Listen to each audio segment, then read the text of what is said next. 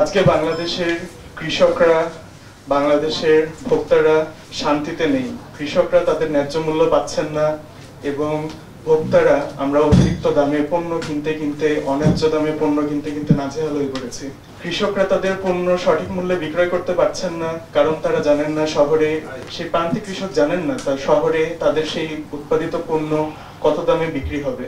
পাইকাররা তাদেরকে ভুলভাল বুঝিয়ে কম দামে তাদের থেকে পণ্য আদায় করে নিচ্ছে। 5ই আগস্টের পর আমরা সকলেই দেখলাম বিভিন্ন ফেসবুক পোস্টে যে আমরা দেখছি যে চালের দাম এত, ডালের দাম এত, ডিমের দাম এত, এরকম বিভিন্ন ফেসবুক পোস্ট দেখছিলাম।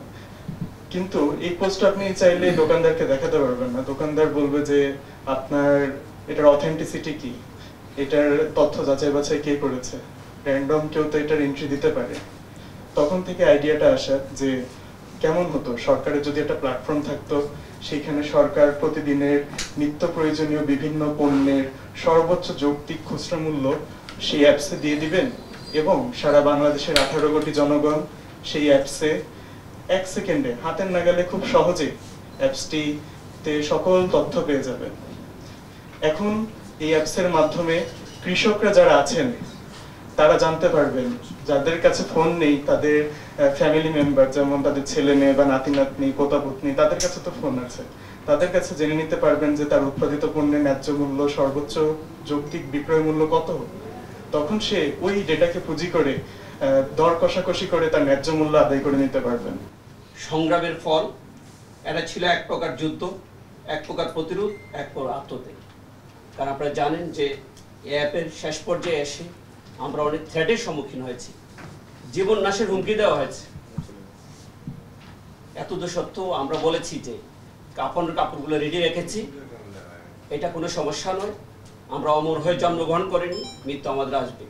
কিন্তু আমরা এই সব প্রতিকূলতাকে উপেক্ষা করে আজকের এই দিনটিতে পৌঁছতে পেরেছি। এই জন্য আমি আমাকে সম্মানিত বোধ করছি। আর আমি বলবো যে এই অ্যাপটি একটা সূচনা, এটা একটা স্টার্টিং পয়েন্ট, কিন্তু এটা একটা টার্নিং পয়েন্ট, যে পয়েন্ট থেকে আমরা হয়তো একটা আনসিস্টেমেটিক ওয়ে থেকে সিস্টেমে আমরা ঢুকতে পারবো। দেশের প্রয়োজনে, জাতির প্রয়োজনে, ভোক্তাদের প্রয়োজনে, নাগরিকদের প্রয়োজনে এর একটা অত্যন্ত চমৎকার একটা দৃষ্টিভঙ্গি এবং অফার।